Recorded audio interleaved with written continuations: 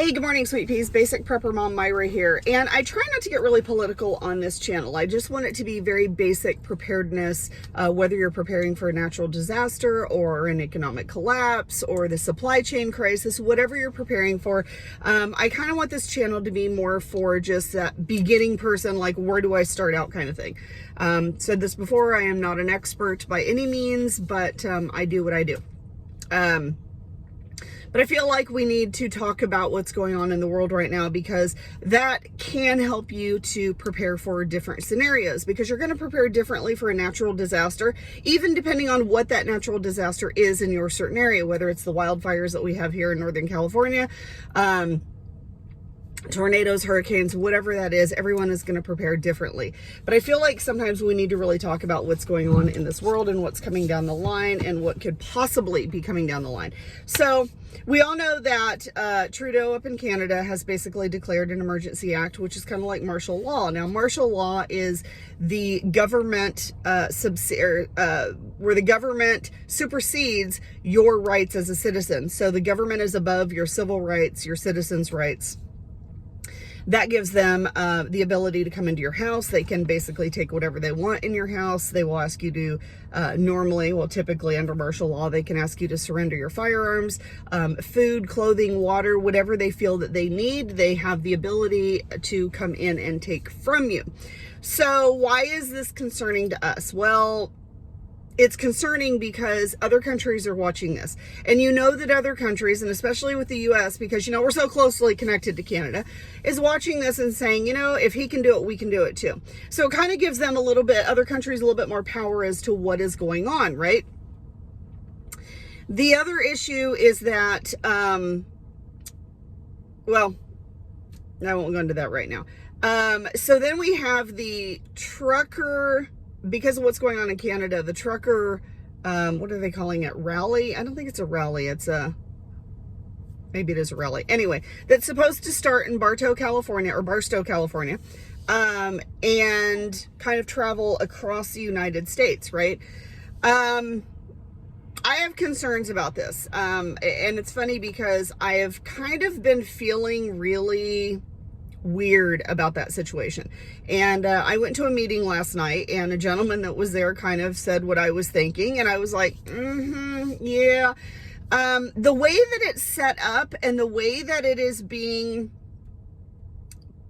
politicized and the way that it is, just everything about it is very disheartening to me. I don't think that it is a trucker rally in the sense of our like what Canada's doing, okay? I don't think it's a protest. I think they will use this. I think that there's powers that be that are involved in this, and not for the good, but I think that it will give them an excuse to put that stop in our supply chain, to cut everything down. The president has already come out and said that with the skirmish over in Russia and Ukraine, that if that happens, that please, you know, expect our energy prices to just absolutely skyrocket. So between that and the supply chain in threat, I think that we are definitely looking at some really tough times. On my personal Facebook channel, I talk about certain situations and certain things that I think are coming down the line and that I think are going to happen. And I've tried to kind of stay away from that on this particular channel. But I don't think that we cannot talk about it anymore. I think that we have to talk about it. And a lot of other creators that I follow are saying the same things that I have been talking about on my personal Facebook for quite some time, and that I have kind of been thinking about. So I think that we're in for darker times. I think that things are going to get worse before they get better. I think that we are going to be looking at a situation where I don't think martial law will come to the United States, but I do think that we are going to be looking at a crisis situation here. So what does that mean for people who are preparing? Well, it means, first of all, that you need to continue to prepare. So continue to stock up. Now, another creator had said, which I kind of thought was really interesting. when you're looking at your preparedness, there are only two things, the two main things that you need to focus on as a preparer: food and how to defend your things from bad people. Because people are going to want to come to you and people are going to know that you have stuff. So you need to defend your things from bad people and have food. Everything else will kind of fall into place. Now, in talking with people last night,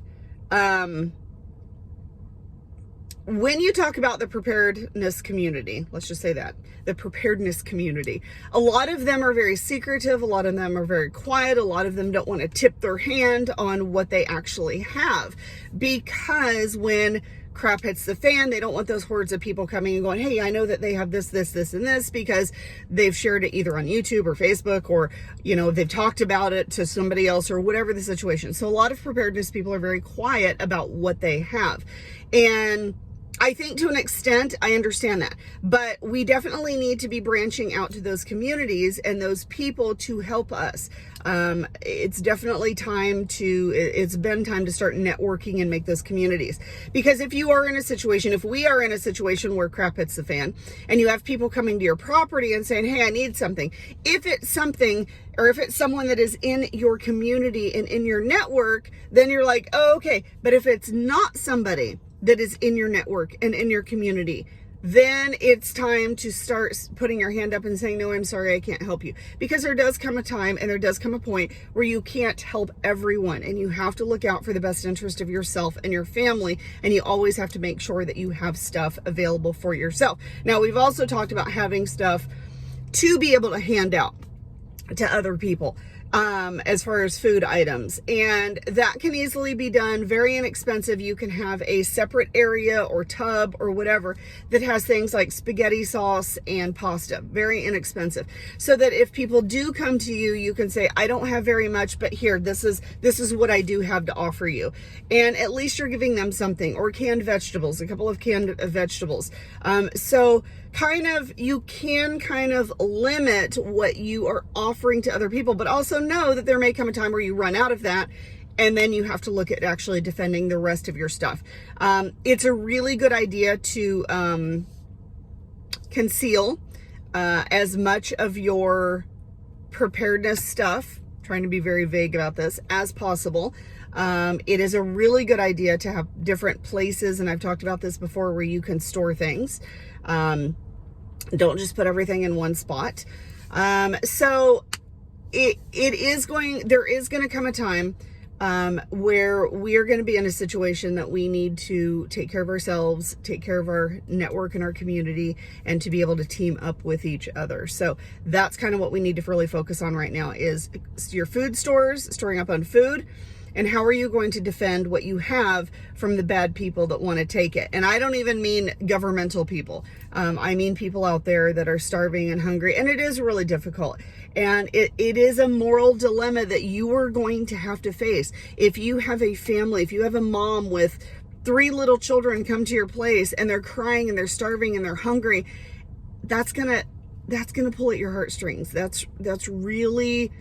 How are you going to deal with that? So the mental game of all of this is something else that we need to prepare for as well. You need to kind of get it in your mind how you are going to prepare for this. Go over different scenarios in your mind. How are we going to, as a family, how are we going to deal with this situation? What are we going to do? Because the mental game in all of this is a whole nother issue, and you need to be mentally prepared to turn those people away, to say no, and be okay with that, because that might come down to it. So that's what I have to say about that today. I will talk about the whole Russia-Ukraine thing at another time, because that's a whole nother issue that I think that we're going to be dealing with. But it all kind of comes down to being prepared and taking care of yourself and your family, and networking in those communities, to where when you don't have the ability to provide something, can someone else out there provide it? And can you provide them something in exchange? And when we talk about bartering systems, I just want to throw this out there. We talk about bartering systems. Bartering is not dollar for dollar. So it's not like I have 10 pounds of hamburger and I think it's worth $50. Just throwing numbers out there.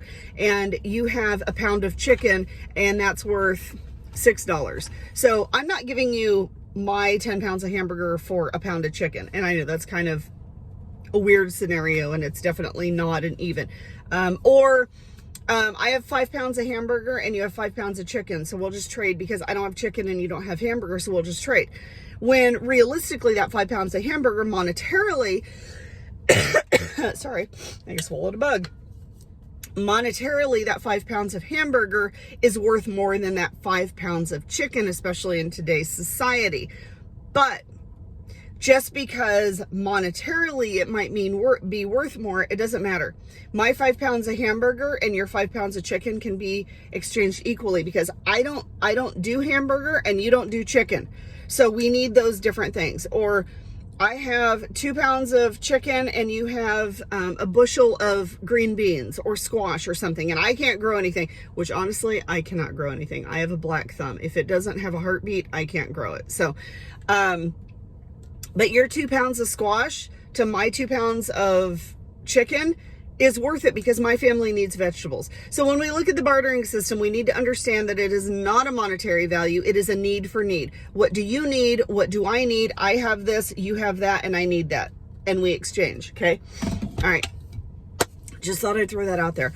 All right, I hope you guys have a wonderful, amazing day. Once again, if you have any questions or comments, please reach out to me. I will be more than happy to help out with anything that I can, or clarify anything that's needed, or have that conversation with you. So you guys take care, have a great, amazing day, and we'll talk soon.